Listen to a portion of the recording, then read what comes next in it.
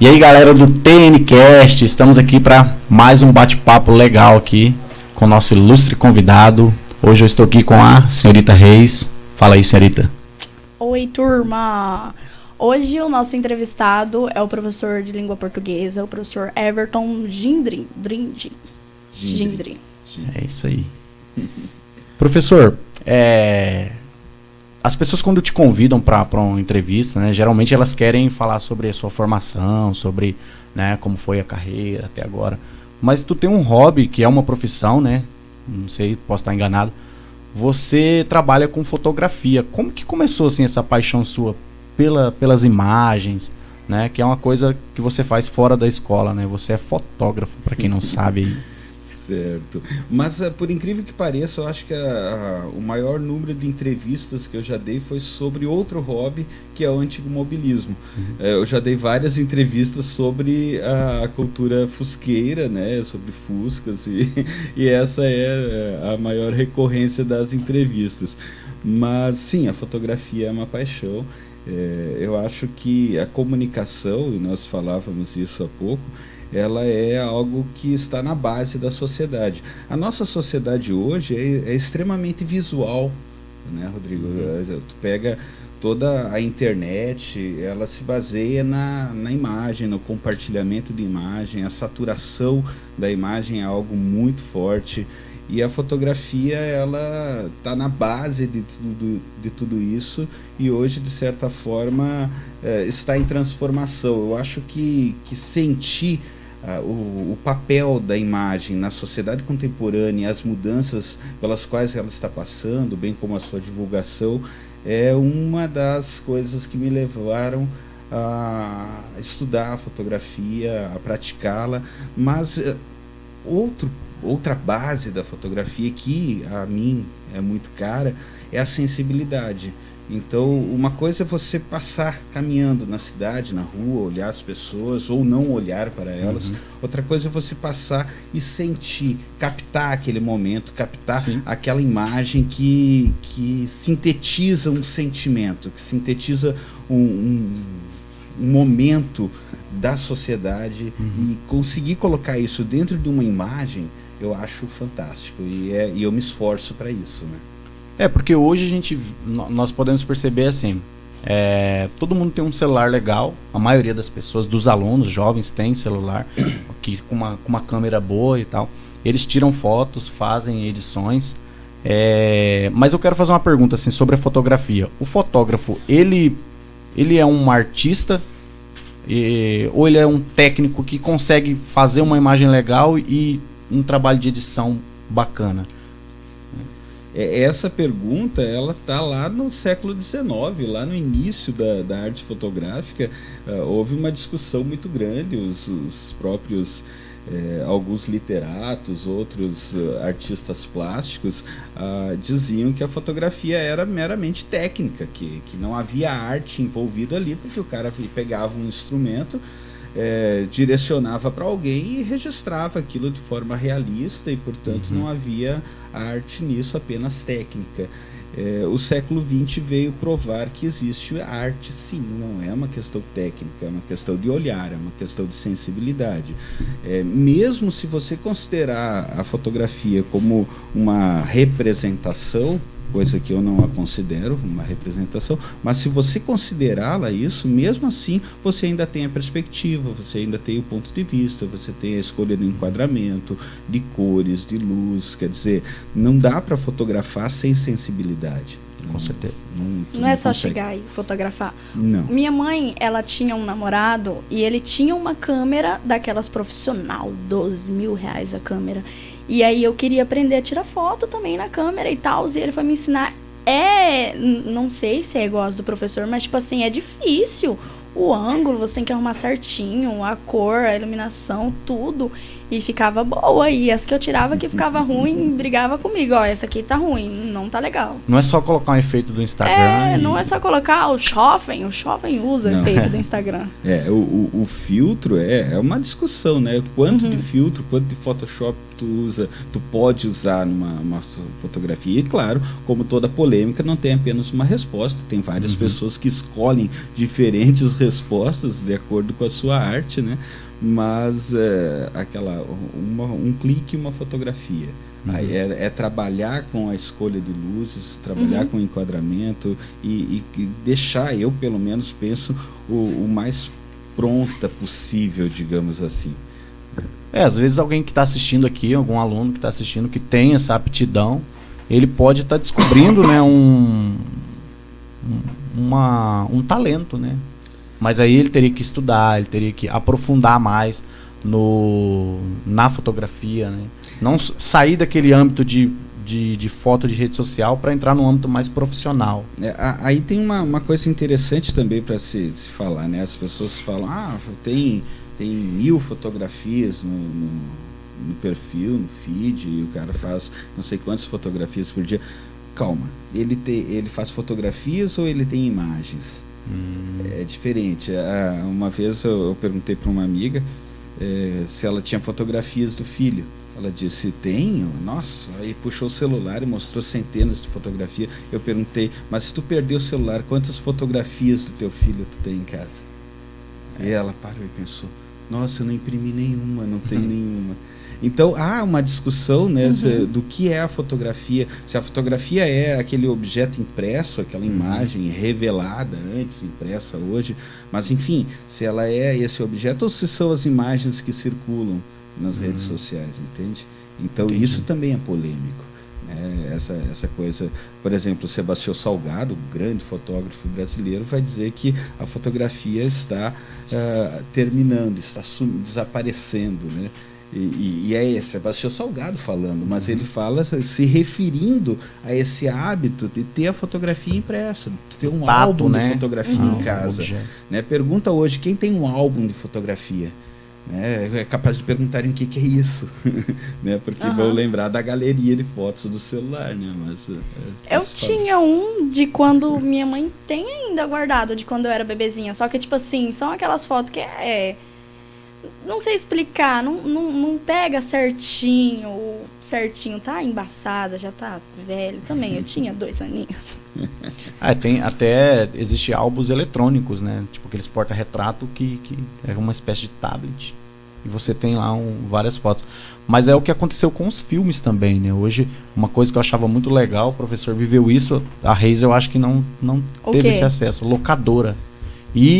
Não sei o que é ir na locadora era uma experiência. Era um programa de domingo, cara, de sábado à tarde. Era uma experiência. Eu saía do serviço e avisava, vou passar na locadora. Daí tu ficava lá escolhendo qual filme tu assistiria, claro, contando com a sorte dele não estar locado, né? Se já estivesse, você tinha que reservar, esperar pegar depois. E não é saudosismo isso, era uma experiência que hoje não tem, né? Hoje não tem. Hoje tem outras, claro, mas esta não. A gente estava tendo aquela discussão na sala ali, né? E o que vão fazer, né, com a nossa biblioteca cinematográfica, né? Onde vai ficar? Porque hoje tu tem que ter várias plataformas para acessar a diversos filmes e não tem o filme físico, né? Não existe mais o DVD ou a VHS, mas onde encontrar, né, um filme antigo, bom, né? Sim, os antigos que saíram em VHS ou DVD ainda tem isso, na mão de colecionadores, na mão de pessoas, de apreciadores. Agora a questão são esses que saem direto nas plataformas, né? Como vai ser feita a materialidade disso, como vai se preservar esse conhecimento. E é uma discussão muito ampla, não só relacionada a filmes, a arte, a música, mas relacionados à produção científica, né? A gente comentava isso, o Roger Chartier, o pesquisador que fica discutindo um dos que pensa essa situação, como nós vamos preservar o conhecimento. A pessoa faz uma descoberta científica, ela chega a uma reflexão interessante, coloca isso num artigo em uma revista eletrônica, o que vai me garantir que esse conhecimento permaneça. E nós estamos falando de conhecimento humano. Hoje você pega um livro e lê Aristóteles. Mas será que o conhecimento que saiu numa revista eletrônica vai durar 2.500 anos? Como nós vamos preservar esse conhecimento? É uma discussão. Não vai cair no esquecimento porque vão surgir outras informações, outros textos. As discussões de redes sociais, por exemplo, Orkut. Tinham páginas de discussões no Orkut, e hoje, claro, você pode entrar lá com a senha antiga, se você lembrar. Eu não lembro mais qual era a minha senha no Orkut. Voltou? Tá voltando, mas o antigo tá disponível lá. Se você entrar, você recupera o teu álbum de fotos, entra nos grupos e tal. Mas isso é super complicado hoje, tu pensar isso em grande escala, né? Peraí, professor, rapidinho, deixa eu explicar. Gente, tá passando uma galerinha aqui, é o pessoal que da Record, que veio aqui dar uma moralzinha pra gente, tá? É isso aí, pessoal. Hoje os entrevistados foram os entrevistadores. Tá? Isso. Então eu estou entrando aqui como só uma contribuição para a entrevista maior. É isso aí. E o professor Matheus vai passar aí na frente. É isso aí, galera. Quem sabe faz ao vivo. Ô, louquinho, meu! E não vamos cortar isso, não. Não tem cortes. Não tem cortes. Daqui um dia vai ser ao vivo. A gente vai fazer isso aqui ao vivaço no YouTube. Professor, assim como a minha tosse da renite, por favor, não precisa cortar, porque senão vai ter que cortar o vídeo inteiro. Né? Professor, uma pergunta. Eu vi ontem no jornal, tava olhando e tal, que foi o dia Mundial dos Nerds. Eu vi uma postagem do professor. Sim. Professor, você considera um nerd? O dia da toalha. Sim. Pelo que se conceitua como nerd, sim. Com algumas exceções. Por exemplo, espera-se que um nerd goste de jogos, de videogame especialmente. Eu nunca joguei. Então, não, nesse ponto não. Mas ficção científica, livros, leitura, quadrinhos, aquele cara isolado de grupo que não gosta de esporte de contato, que não gosta de esportes coletivos, sim, eu me encaixei a minha vida inteira nesses critérios. Tá. Ontem, 25 de maio. 25 de maio é escolhida essa data porque foi o lançamento de Star Wars, Uma Nova Esperança, em 1977. Tá, então, bela produção. A data é uma homenagem a esse lançamento. Né? Incrível. E o que seria o nerd de hoje, assim? Tem até aquela música, né? Que o nerd de hoje vai ser o quê? Tem uma música que fala assim. Não sei. Rodrigo, vai ser o empresário de amanhã. Eu acho que eu sou mais... é mais fácil eu responder o que era o nerd de ontem. Né? O nerd de hoje, com certeza, tem mudado muitas coisas, tem se desenvolvido algumas situações que eu, sinceramente, não domino. Né? Então, eu penso que o nerd de ontem, esse cara da minha geração, era o cara que se interessava por videogame, se interessava por ficção científica, lia quadrinhos, não tinha nenhum problema em passar horas e horas dentro da biblioteca com livros, com uma experiência mais subjetiva. Mas eu acredito que o nerd de hoje, ele continua apurado culturalmente falando, né? Gostos peculiares, assim. O nerd tem aquela definição do cara culto, né? O cara que busca as coisas que ninguém gosta, assim. Mas é engraçado o conceito de nerd, né? Porque ao mesmo tempo em que ele é chamado de culto, ele também é chamado de exótico, estranho. É o cara que não, sabe, que usa óculos, que não se enturma. Não se socializa muito. Exato. Então é um conceito que também é um pouco negativo, né? Eu acho estranho isso. Sim. Ô, professor, como que foi tua infância, assim, adolescência, escola? Tu cresceu aonde? Fotinho. Estou tirando foto. Isso aí. Valeu, pessoal. A minha entrevista vai ser a mais a mais bombada. Claro. Dela. Você cresceu aonde, professor? Você é natural de onde? Como que foi a tua infância, escola? Eu sou natural do Rio Grande do Sul, de uma cidade chamada São Francisco de Assis. É uma cidade da campanha gaúcha, próxima a Santiago e Alegrete, perto de Santa Maria, cidade universitária mais conhecida, né? Estou no Mato Grosso há 22 anos, né? Me considero mato-grossense, de coração, de hábitos. não tenho nenhuma vontade de sair de Mato Grosso. Eu gosto muito dessa terra que me acolheu tão bem. Mas gosto também da minha infância, de lembrar como foi. Não tenho nenhum problema também. Cresci como filho único. Depois os meus irmãos nasceram, eu já tinha já era maior, né? Nem morava em casa mais, tinha 18 quando as irmãs caçulas nasceram. Então eu cresci como filho único numa cidade pequena. A minha diversão era a biblioteca. Acho que não tem nada de excepcional, né? O fato, a minha mãe sempre foi uma leitora compulsiva. Eu aprendi a ler com ela, né? Eu acho que esse é um legado, uma herança. Teve a influência, né? Uma influência bem interessante. Memórias típicas da infância da década de 80, né? Brincadeira na rua, brinquedos simples, fazer carrinho de rolimã, jogar bolinha de gude, essas coisas típicas da década de 80, sem muito acesso ao luxo, não. Teve Super Nintendo, Atari? Não, isso só veio bem depois. Veio depois, né? Veio depois. Não tinha. Na minha cidade teve um acontecimento, né, que foi uma das locadoras, uma das locadoras da cidade começou a oferecer o videogame. Tu pagava por hora e jogava na lá, máquina. Né? Exato, na máquina. Sensacional. Mas não, eu nunca Como que é o nome desse negócio? Fliperama.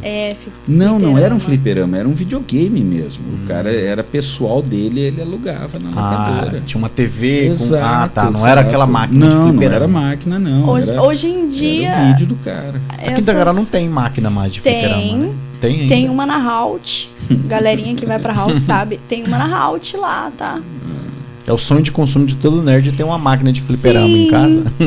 Quase tinha todos, umas que eu enganava que era máquina de fliperama. Você vai numa lanchonete assim, sabe? Que tem aquelas máquinas de tocar música. Eu achava que era pra jogar, mas não, é música. Só música antiga. Esses dias eu vi uma que tem umas músicas atualizadas e naquela máquina, sabe? Igualzinho. Coloca moeda e... tipo de bordel. E assim, você também E a escola? Ensino médio? Foi lá no então, sul, né? Sim, foi lá. A cidade é muito pequena, 2 escolas estaduais dentro do perímetro urbano, as outras eram municipais. Eu estudei na mesma escola, desde o jardim de infância até o 3º ano do ensino médio. Uau. Com a mesma turma de escola, desde a 2ª série até o 3º ano do ensino médio. Nossa, que legal, sorte. Então, assim, tudo que eu sou em relação a estudante, eu devo, claro, boa parte à escola estadual de 1º e 2º grau São Francisco de Assis. Hoje já mudou de nome. Mas foi lá que eu me desenvolvi enquanto estudante, pesquisando na biblioteca, indo procurar na Barça, nas enciclopédias impressas na época, né? E é interessante falar disso, porque hoje às vezes a gente pede um trabalho, o aluno vai lá na internet, procura e dá um Ctrl+C, Ctrl+V, e muitos professores criticam, e realmente isso não é a melhor forma de aprender, mas vamos ser sinceros, muitos, né, antigamente abriam a Barça e copiavam da Barça, né? Que estava na Barça, né? Só não dava Ctrl+C, Ctrl+V, porque não tinha como fazer isso. Senão seria assim que a gente faria.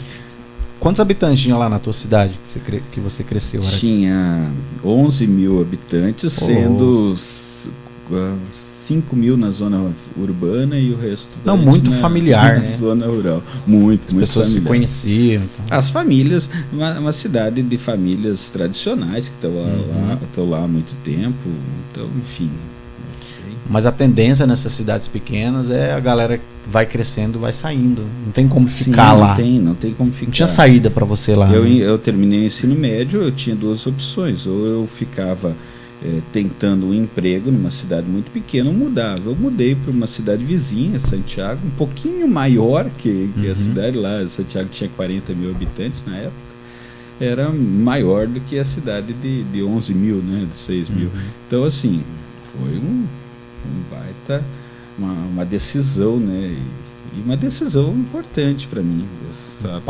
Um passo importante. E é claro, cidade pequena, todo mundo ficava contando, apostando, né, quanto tempo o Everton ia levar para voltar, né? Tinha isso? Tinha, claro. Muitos regressavam? Muitos iam e voltavam. E daí tu pensa, o cara que é filho único, né, vai sair e, esse cara vai voltar. Eu não dei esse gostinho, né? Saí e não voltei. Pois é. E essa questão da cidade pequena, assim, aqui em Tangará, né, hoje, Tangará da Serra, meu tio conta que antes, aqui você tinha que ir para Cuiabá, tudo tinha que ir para Cuiabá, né? O aluno terminava o ensino médio, tinha que ir para Cuiabá se quisesse, né, crescer profissionalmente. Hoje eu observo Tangará como uma cidade relativamente grande. Hoje dá para você ficar aqui. Né? Você termina, eu terminei o ensino médio, fiz o curso superior e trabalho aqui. Isso, não precisei sair. Isso é algo importantíssimo, né, cara? Na minha cidade, terminava o ensino médio, ou tu ia para Santa Maria fazer curso numa universidade pública, na Federal de Santa Maria, ou ia para Santiago, tinha uma universidade particular, né, que era a URI, e ainda tem. E eram, ou Alegrete tinha uma universidade menor um pouco, e eram essas as opções, mas de qualquer forma exigia o deslocamento. E o deslocamento aí, eu acho que tu também não é da época dos vestibulares, tu já começa na época do Enem, já pegou a época do Enem? Eu peguei Enem, né? Então na época dos vestibulares era diferente, eu comento isso em sala de aula às vezes. O cara escolhia um vestibular, ele tinha que ir pelo perfil da universidade. Então, cada escola preparava os alunos para o perfil do vestibular mais próximo. A minha escola preparava sempre, se pautou no vestibular da Federal de Santa Maria. Era mais próximo, a pública mais próxima. Então, a gente tinha esse foco.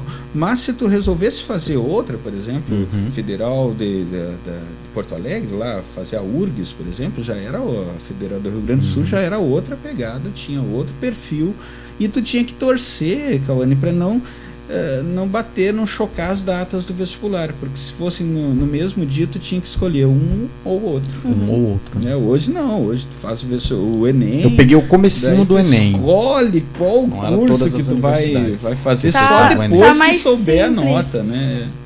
É mais fácil e ainda tem alunos que não correm atrás, assinado aluno que não corre atrás. A família de baixa renda, antes, era muito prejudicada com isso, porque se tu tinha que escolher, se tu tinha problema de renda familiar, e na década de 80 tinha muito, e na década de 90 continuava tendo, tu tinha que escolher uma opção. Tu não conseguia concorrer para 2, 3 faculdades, porque tu não conseguia se deslocar tanto assim. As famílias com uma situação financeira melhor podiam mandar os filhos para essas diferentes universidades tentar o vestibular lá, mas era uma outra realidade. Você estava falando do indicativo da década de 80, ontem, ali na sala dos professores, porque assim, sempre quando a gente está na sala dos professores conversando, cada um fala, expressa sua opinião. Aí quando o professor Everton vai falar, é um evento assim que a gente fica. Não é? Agora só não tô né? puxando isso. Tipo, cara, ele vai falar.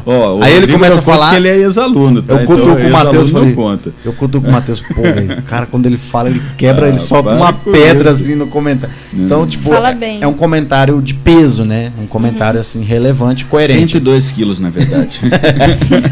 Aí você tava falando do indicativo que eu achei interessante. Tipo, o que era melhor, no passado ou agora? Você não é saudosista, né?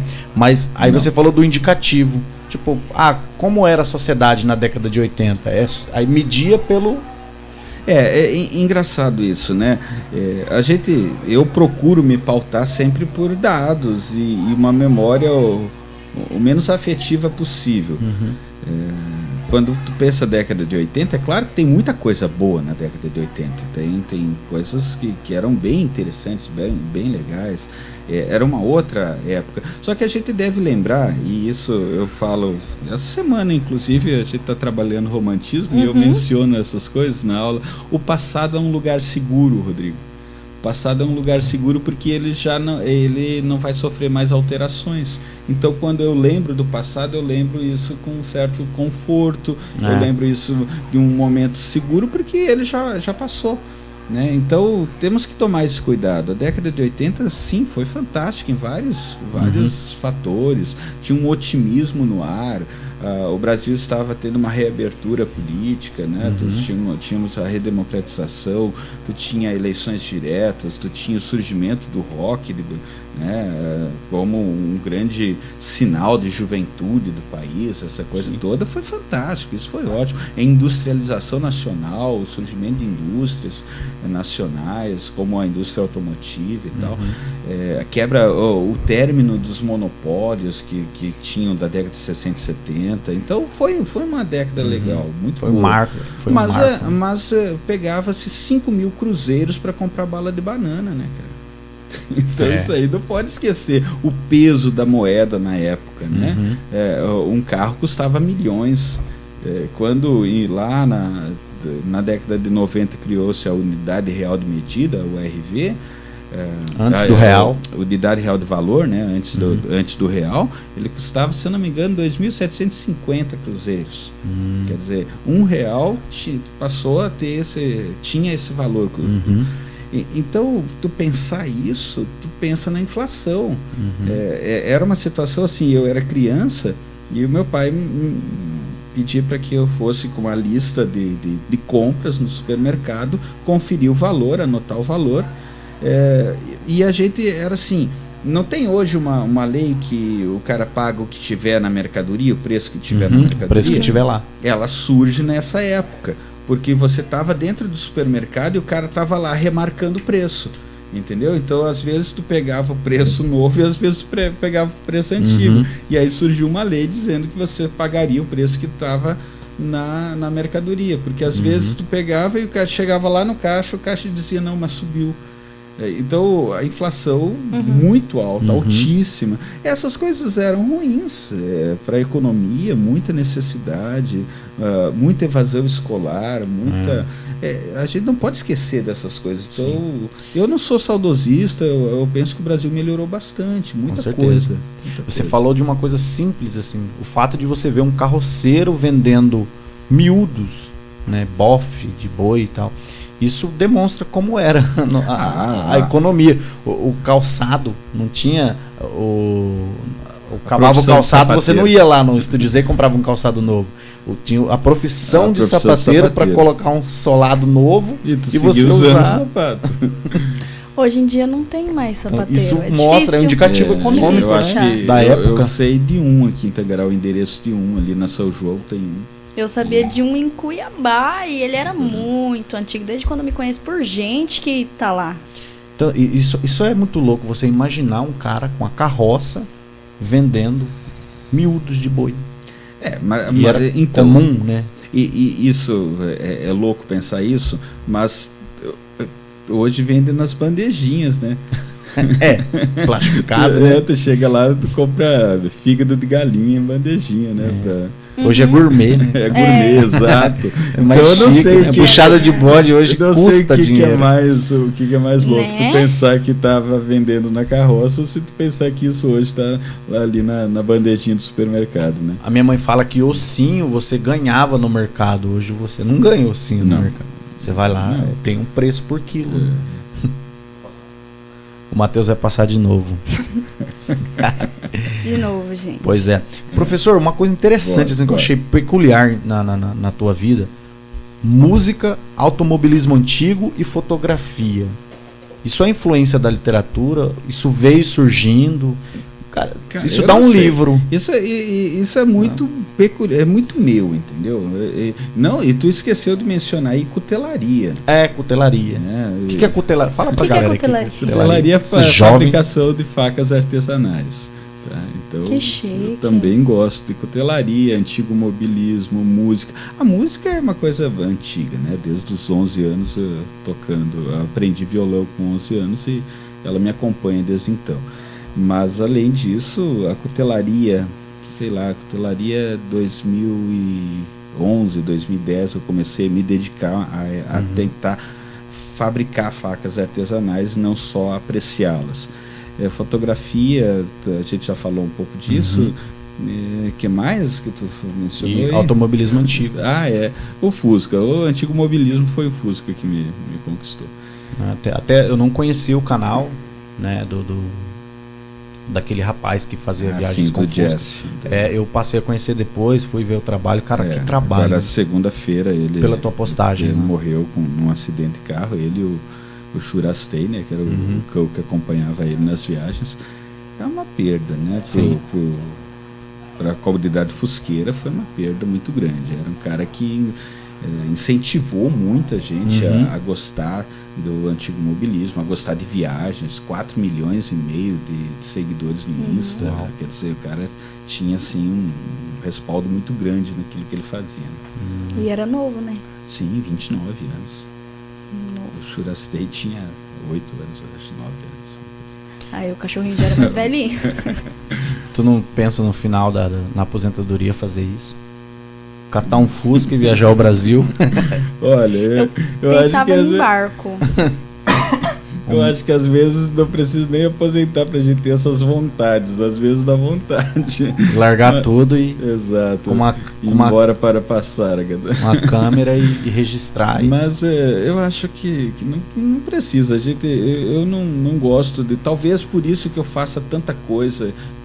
Não é que eu faça bem nenhuma delas, entende? Mas eu começo a fazer várias coisas porque eu acho muito perigoso a gente esperar, a gente dizer, eu vou me aposentar quando eu me aposentar eu vou fazer tal coisa.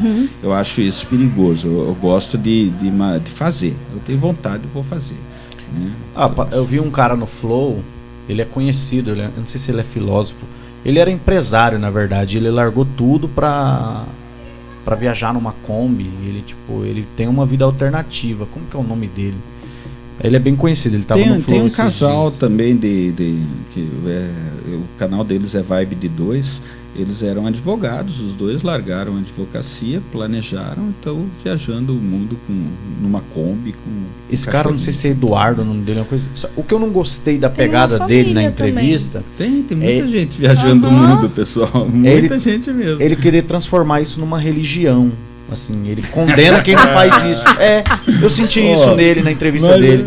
Tu tá aí no seu trabalho. Isso frustra a pessoa. Não, mas eu larguei tudo. Mas se for uma religião do tipo, isso é uma experiência espiritual, faça, você vai se dar bem, tudo bem. Agora, se é daquelas religiões que condenam o outro, daí vai ser complicado. Assim, indiretamente ele condena quem não faz. Quem não viaja? Não. Pô, cara, nem todo mundo pode, né? E nem todo eu mundo gosto de seguir também, essas pessoas, né? De acompanhar e tal, mas não é a vida pra qualquer um. Não. É que tem gente que quer voar e tem gente que quer criar raiz. Exato. Tem um texto famoso, né, que fala sobre o espírito de campanário e o espírito do viajante, né? Tem gente que é viajante, né, e tem gente que fica ali no campanário, fica ali no mesmo lugar sempre. Eu acho que faz parte. Ambas são boas escolhas. Às vezes eu penso como que a pessoa se sustenta, tipo assim. Eu também me pergunto. Eu fico O cara largou tudo e foi viajar. Da onde? Nossa. Pela visualizações, sei lá, que dá a monetização. Não, o Instagram paga quem tem um engajamento. Os influencers recebem. Eu acho que a internet possibilitou o crescimento desse estilo de vida, que não é novidade, já teve lá no movimento hippie, já é uma coisa que já aconteceu antes, sempre teve. Mas hoje a possibilidade, por exemplo, se a gente olhar o hippie tradicional, ele vivia de vender o artesanato e tal. Tem até aquele meme, né? Vou largar tudo e viver da minha arte, né? Então acho que galera da Humanas. isso aí é bem recorrente. Agora, a internet possibilitou que ele viva da sua arte no mundo virtual, que ele não precise parar e vender em algum lugar a arte dele. Ele vende isso em movimento. Acho que ele vende o conteúdo, né? Exato. É gostoso assistir esses caras viajando. Tu fica assim, nossa, eu vou comprar um motorhome. Eu já tenho essa ideia. De tanto seguir esses caras, eu já quero juntar um dinheiro, comprar um motorhome pra mim, montar eu já comprei, um negócio. entendeu? Então, agora eu vou comprar uma barraca de teto, colocar em cima, entendeu? É bom que estão influenciando vocês numa parte boa, só que a internet também tem um seu lado que é muito perigoso, porque, tipo assim, tem gente que fica famoso fazendo bafão. Todo mundo sabe disso. Tem gente que fica famoso criando briga, intriga, essas coisas. E não é uma coisa saudável. E quando você vai ver, tipo assim, um exemplo... foi lá, criou briga com uma pessoa que é mais famosa. E aí as outras pessoas, para saber da fofoca, vai lá e começa a seguir a outra pessoa. Sim. E aí fica, tipo assim, a pessoa com 2 milhões de seguidores e, tipo, não tem conteúdo nenhum pra passar, não tem nada pra ensinar pra gente. Tá com a camiseta do Terceiro, camiseta bonita, hein, pessoal? Falei hoje de manhã, vou falar aqui, uma das mais bonitas que eu já vi aqui no 29, se não a mais bonita. E tá ali Platão, né, na camiseta. O Platão, ele se perguntou, tem em um diálogo dele, um diálogo platônico, ele pergunta se a fama seria uma virtude a ser perseguida. Né? E depois de alguma discussão, ele vai dizer que a fama não é uma virtude que nós devamos perseguir, porque ela não depende de nós. Ser famoso não depende de ti, Rodrigo. A fama, outras pessoas te dão a fama. E elas também te tiram. Então a fama não é uma virtude, porque ela não permanece, não é tua. Então esses caras que vivem da fama nas redes sociais, eu acho que é mais ou menos isso, entende? Ele fica obcecado, perseguindo a fama e precisa estar sempre fazendo alguma coisa para estar na mídia.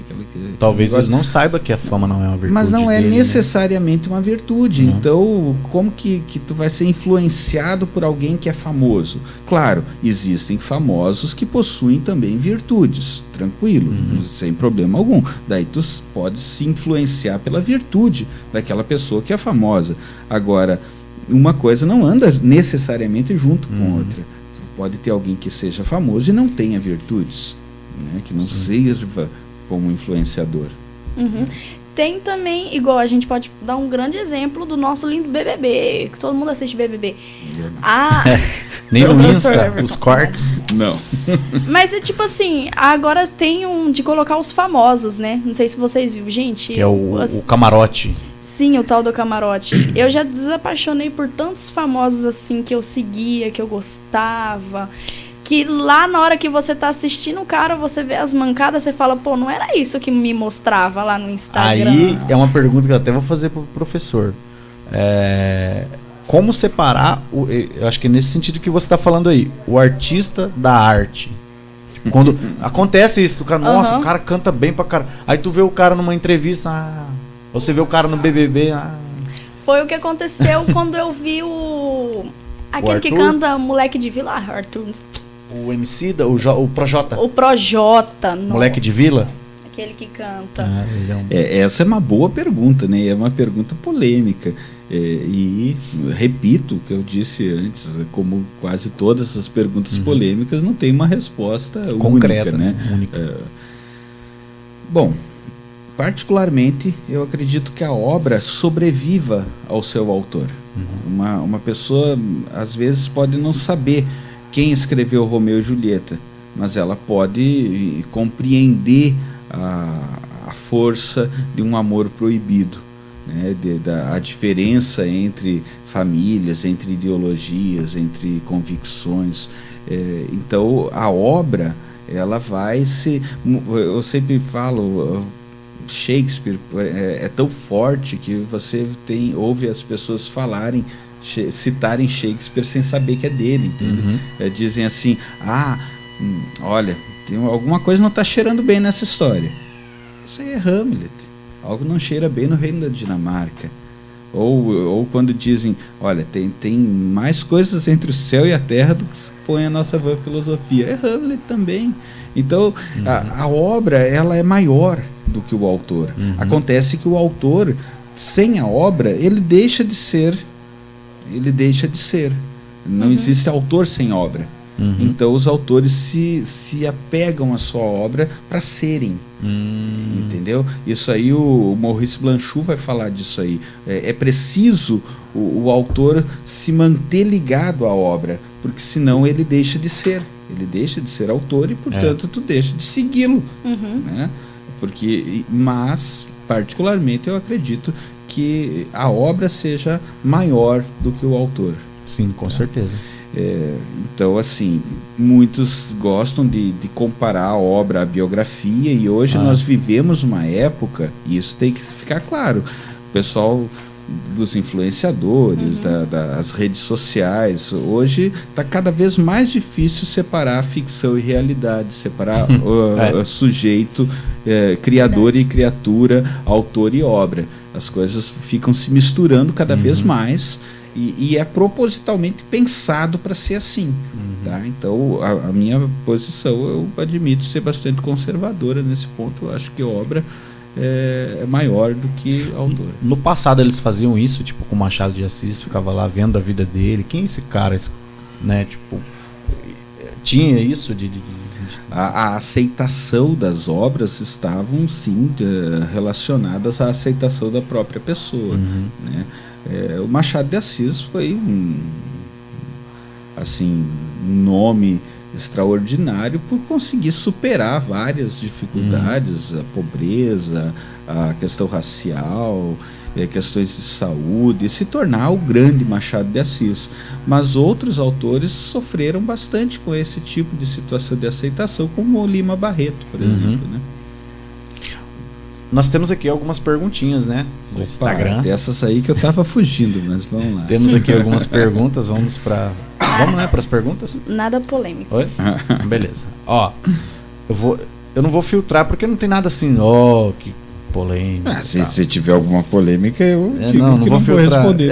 Você tem o direito de não responder, né?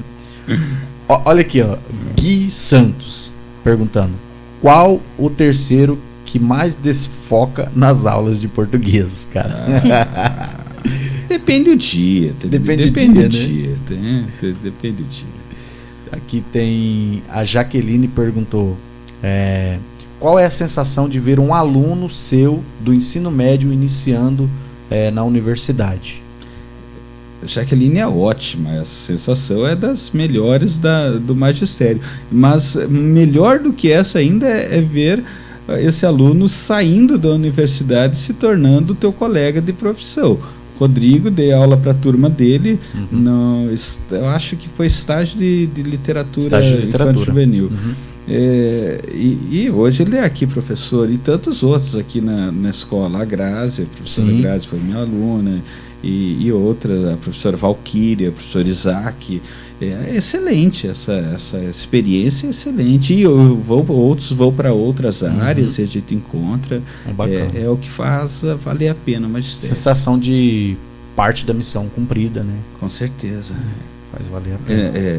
Não só a missão cumprida, mas é uma sensação de tipo, eu tô certo, eu tô fazendo o que é legal. Né? E esse é o encanto do magistério. Quando tu acerta, quando o teu serviço sai bom, o outro é que é beneficiado. Legal. Tem uma pergunta aqui da galera do TNCast aqui perguntando: tem pretensão de ir para a gestão futuramente? Seja coordenação ou direção? O pessoal pergunta porque, enfim, bastidores, mas quando a escola passou por essa transição, troca de diretores por causa da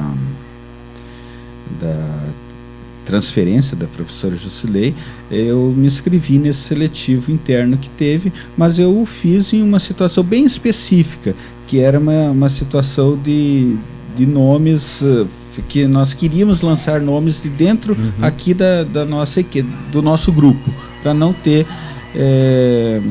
não ficar sem representatividade no seletivo. Foi ali que eu me inscrevi, foi ali que o professor Alex se inscreveu. O professor Alex foi escolhido e é um excelente gestor. Então, dizer nunca vai talvez me colocar numa situação dessas aí de novo e dizer, mas tinha dito que não tinha pretensão. Vontade de dizer, meu sonho é ser diretor. Não, eu quero ser professor.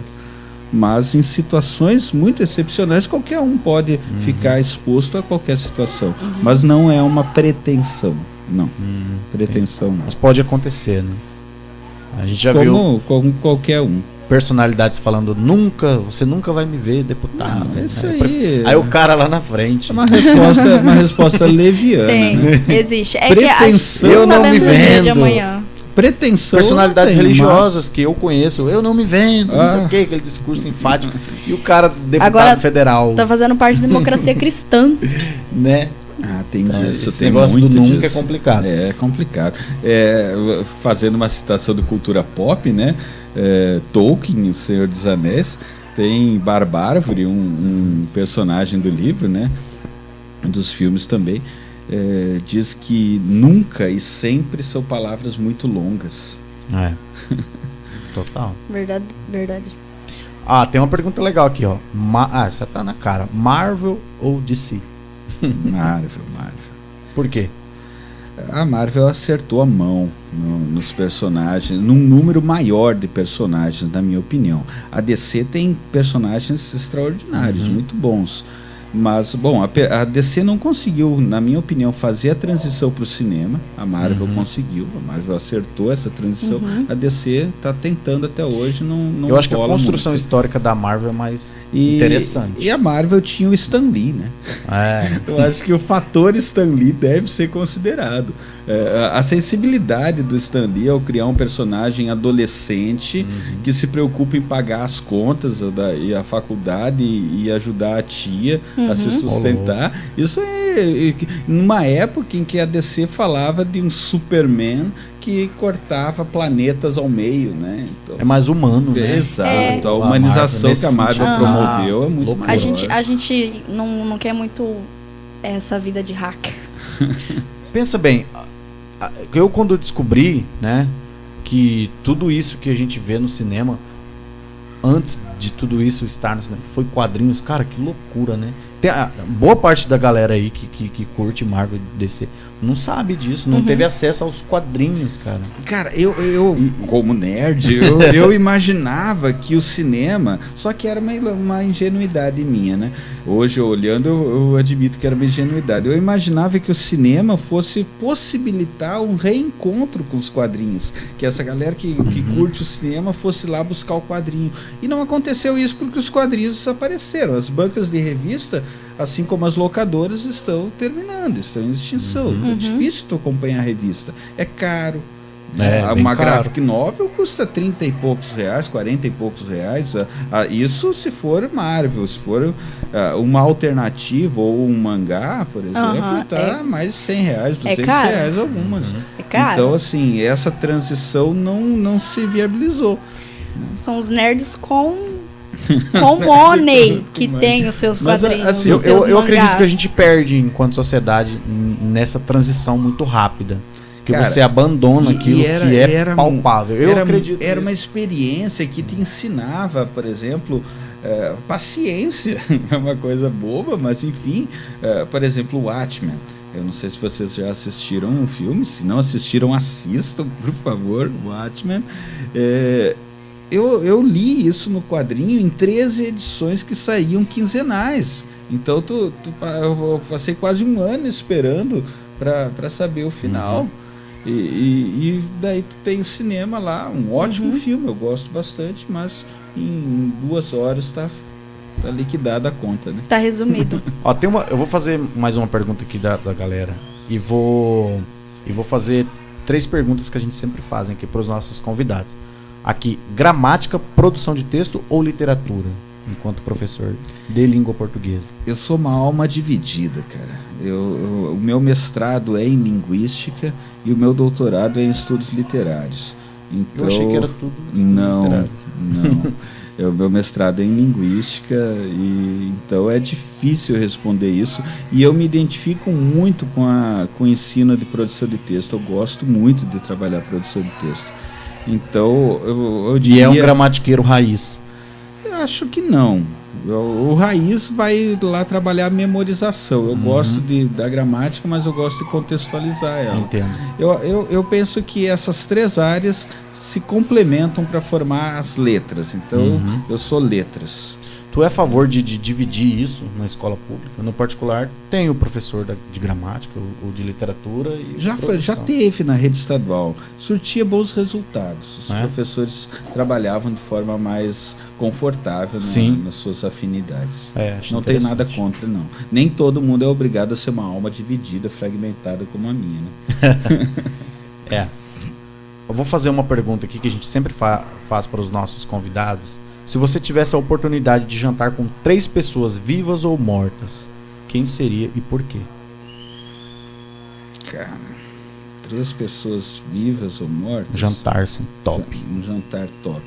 A minha esposa, a minha filha e, sei lá, minha neta. Achei que tu ia falar o Stan Lee. Não. Esses papos Cara muito do chato, Fusca cara. lá. Não. Eu acho que essa coisa a gente tem que valorizar aqueles que estão conosco. Fala Machado de Assis, Platão Não. Aham. e o Pelé. A melhor companhia é a minha esposa, Sandra. Que legal. Sandra, Legal. Jorge, Gindre, sem dúvida. Nossa, deixa eu reformular que eu fiz no outro lá, que eu falei Neymar, eu não falei minha esposa. É a minha melhor Ronaldinho companhia. Gaúcho. É a minha melhor companhia, Meu Deus, não tem cara, que dúvida. vergonha. Tu falou o quê? Anitta?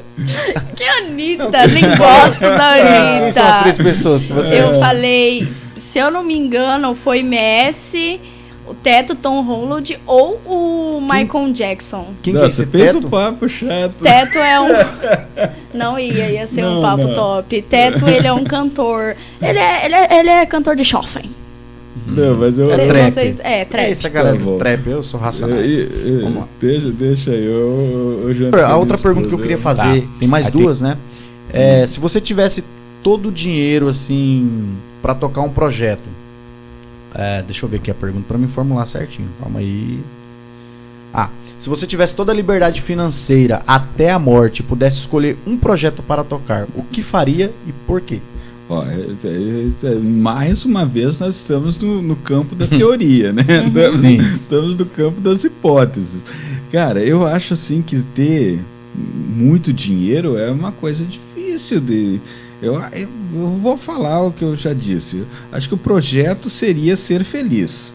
E ao contrário do que todos possam imaginar, ser feliz com muito dinheiro não deve ser uma coisa fácil. Não deve ser fácil, porque pensa a quantidade de parente pedindo dinheiro emprestado, cara. Não tem que negar dinheiro para todos Eu vi o Whindersson Nunes falando sobre isso, cara. Sair emprestando. Eu vi o Whindersson Nunes falando sobre isso. Que É um muito desgaste, difícil. é um desgaste. Ele tem que escolher, tipo, o cara ali tá com a perna quebrada, mas o outro vai morrer na UTI. Não, eu vou ajudar o que vai morrer na UTI. Você tá com a perna quebrada aí, você fica aí, que eu vou ajudar o que tá com mais necessidade. Ele tem que escolher o grau de necessidade maior pra poder ajudar. Eu acho que eu vi um negócio que ele tava complicado. zoando. Pra mim é zoeira, que ele falou desse jeito assim que uma mãe de inscrito ligou pra ele, falando que o filho tava acontecendo não sei o que com o filho, aí ele foi, ligou pro, que era 50 mil e tal, ligou pro Gustavo Lima e falou que precisava de 25 e os Ah, outros eu vi 25 isso que aí. ele colocava. Aí Eu depois acho que era ele ligou zoeira. pra Simone Ah, Simaria eu vi. e falou que precisava de 25 e os outros 25 que ele colocava. Ou seja, Deve ter ele não rolado, colocou mas não nada. assim.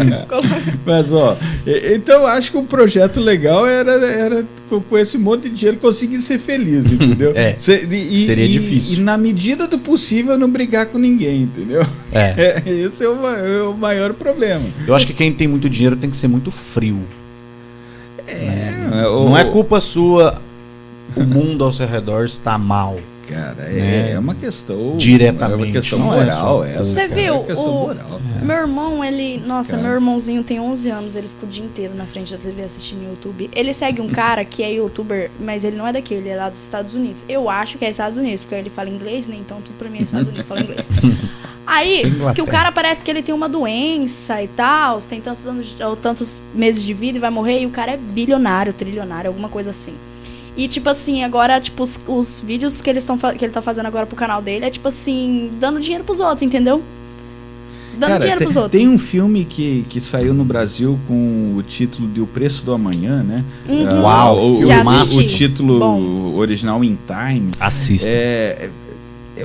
Conta a história enfim, quem assistir vai ver lá, mas o cara tinha todo o tempo do mundo, né? E pega e doa esse tempo, e time is money, né? Então ele tinha todo o dinheiro do mundo também e doa porque estava cansado de viver. E eu não sei, eu acho que todo o dinheiro do mundo, projetos. Vamos pegar os grandes multimilionários da nossa geração, Elon Musk, Você ia Bill comprar o Gates. Orkut. Esses caras, eles têm que ter planos tão grandes quanto a fortuna deles. Sim. porque senão vai se prender em coisinhas muito mesquinhas e aí acaba não tendo o objetivo de vida, né? É o cara que comprou o Twitter, né? Ele tá com um plano agora Elon de Musk, viajar para outro planeta. A Space, era o que faltava, né? Todo mundo queria circular fazer para ir isso. na Lua. A gente já queria Compra o isso, só ticket. faltava o dinheiro. Você compra o passaporte. Então, eu acho que é por aí. O cara tem muito dinheiro, ou ele tem grandes projetos, ou então ele vai se perder na mesquinharia. Muitos pensam em projetos sociais, né? Eu teria projeto social e tal. Mas não é tão simples também. Então, e aí a gente volta àquela questão da Idade Média, né? O cara tinha dinheiro e ia morrer, daí para garantir a salvação, ele pensa algo social. Será que não é um pouco disso também? Será que o cara não está querendo comprar, tem esse né? lado. Pagar de bonzinho, né? Tem isso. E a última pergunta é: que conselho o Everton de hoje daria para o Everton do ensino médio? Segue. Faz o mesmo que o que tu tá pensando em fazer, faça. Não para. Não para. Uau. Vai que vai dar certo. Legal. Achei que tu ia falar assim: não faz isso, não casa com aquela. Não, escolhe aquele curso. eu sou muito feliz. O Everton de hoje é um Everton muito feliz. E eu tenho consciência que para chegar a ser o que eu sou hoje, eu tive que passar por tudo que eu passei. Então, se eu mudasse alguma coisa, eu seria uma pessoa diferente da que eu sou hoje. E eu gosto do que eu sou hoje. Mudaria a linha do tempo, né? Né? A linha temporal. Então, não, eu não mudaria nada. Então, as decisões foram todas certas, todas me fizeram feliz ou me fizeram triste, mas me fizeram ser o que eu sou hoje. Uau. Então é isso. É isso aí. Tem Instagram, professor? Tem, né? Mas fala teu Insta aí, que aparece. @Everton Gindre, tanto no Insta quanto no Face. Por enquanto só essas. Eu não estou querendo aumentar o número de redes sociais. Né? Aí, galera, sigam o Everton Gindre aí no Instagram. Tem bastante conteúdo lá, tá? Muita coisa legal de fotografia. Instagram, fotografia, Facebook, assuntos plurais. No Face eu não te conheço. No Face. Agora no Instagram deu uma exploradinha. Facebook mais assuntos familiares. Se eu quiser fazer um álbum de foto, a gente conversa. Contratem o Everton Gindre. Assim, mas eu tenho me especializado em fotografia de parto. Eu acho muito mesmo. Legal, uma sensibilidade, um momento mágico da vida do casal e conseguir contribuir para eternizar esse momento é algo muito bacana também. Aniversário de bebezinho de 1 ano, tu faz? Aniversário, festa, temático, não faço. Tá certo. Tem que ser uma coisa bem importante, né? Não, mas é importante. Aniversário de 1 ano é super importante. É que eu não me sinto tecnicamente capaz de cobrir uma festa. No meu aniversário de 1 ano eu passei dormindo. Não. Então eu faço naquilo que eu consigo, na minha autoavaliação, entregar um produto de qualidade. Então, eu acho isso muito importante. No magistério, em qualquer coisa que tu vai fazer, tu tem que entregar uma qualidade, né? Então, eu acho que retratos e fotografia de parto tem dado um resultado bacana. Álbuns, essa de parto é muito louco, né? Fotografia de parto. Eu não tenho coragem de assistir um parto. Eu quero comprar umas fantasias, fazer uns cosplay. No parto da minha esposa eu quase desmaiei, cara. Fiquei no quarto. O parto da minha filha eu não quis assistir, entendeu? Não, mas bom, daí agora eu tô fotografando o parto dos outros. Eu não fumo. Eu fumo, não tenho vício assim de álcool nem de cigarro. Mas no parto do meu filho deu vontade de fumar. Pra relaxar, cara. Pô, me dá um cigarro. Porque eu andava pra lá e pra cá e eu fiquei louco, assim. Partindo do princípio de que isso te acalmaria, né? Eu orei, não deu certo. Falei, não deu certo, eu andava pra lá e pra cá. Cara, aí você acabou fumando? Não fumei, eu não ia fumar, Glórias. Mas me deu vontade de falar, me dá um cigarro aí que eu quero relaxar. Fiz de tudo aqui, não relaxei. Cauanidade. Oi? Foi. Não, meu filho ia nascer e tipo, minha esposa ligou, vou entrar em trabalho de parto e tal. Não, eu vou entrar na mesa vou pro hospital e já vai fazer cirurgia hoje, né? Tipo, estourou a bolsa. Não é que estourou, o líquido tava baixo, ela foi na ultrassom de manhã, o líquido baixo. Aí a pediatra, a obstetra, né, que acompanhava ela, falou, Falou, ó, já vou encaminhar você pro parto. Uhum. Tipo, isso eu tava na escola. 1h e 3 horas era o parto. Não, E eu tava lá na escola. E eu andando assim. Vou imprimir as atividades aqui pro aluno pra deixar pro fulano passar. E eu andando. Cara, a coordenadora da escola Marechal chegou em mim assim, catou nos meus ombros assim. Cara, teu filho vai nascer, vai embora. Eu tava assim, eu tava aéreo, anestesiado. E eu vim embora, eu nem vi eu chegar aqui em Itagará. Eu vim assim, perigo, tava em outro planeta, cara. Louco de Meu pedra. Deus. Tu viu eu no dia, né? Você tava aqui no centro ainda. É o pai de primeira viagem. Mas é uma sensação o assim. impacto da paternidade Nossa, é Deus. muito interessante, porque a maternidade ela vai se desenvolvendo, Sim. né? A mulher vai gestando o filho e ela vai sendo mãe desde do momento da concepção. O pai não tem essa consciência até o momento do nascimento. Pode conversar com os pais. O relato é esse, a hora que vê a criança, aí dá aquele choque, eu sou pai. E ali... Na hora que eu peguei meu filho, será que é meu? Um menino muito lindo, cara. Não sei se vocês já viram meu filho no Instagram. Eu lembrei Será uma que história, meu? mas eu não vou falar dessa história, não. Por Não, favor, a deixa. história em off. Essa aí é em off. Meu Deus. Cauane, dá as informações aí do que a galera tem que fazer, escrever. Então, seguir. galerinhas, dá o like, assine no canal, ative o sininho, siga no Instagram do professor, da gente e o do... Fala, esqueci. L4 Imagens, L4 Imagens. que faz a edição, que é o Léo, É o o segundo I. L4 Imagens. É, L4 Imagens. Ele vai colocar por aqui, nosso editor, embaixo, em cima, do lado, talvez passando. Eu Não adoro sei. isso. Todo cara que grava, ele diz, vai aparecer aí em algum lugar, 10 vezes não aparece.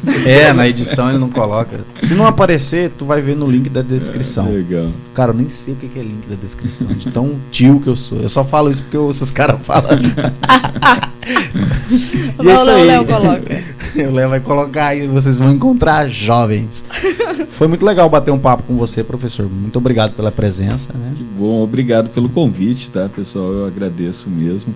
E assim, desde a primeira vez que vocês falaram do projeto, eu achei super legal, achei que tinha que ser feito mesmo, e tinha que ser feito por essa geração mais jovem. Não adianta eu ter boas ideias, mas não ficaria tão legal como vocês apresentando, tá? Então tem que ser vocês, foi super bacana. Obrigada. Obrigado pelo convite. Obrigado. E é isso aí. Galera, um beijo no coração de vocês e até a próxima.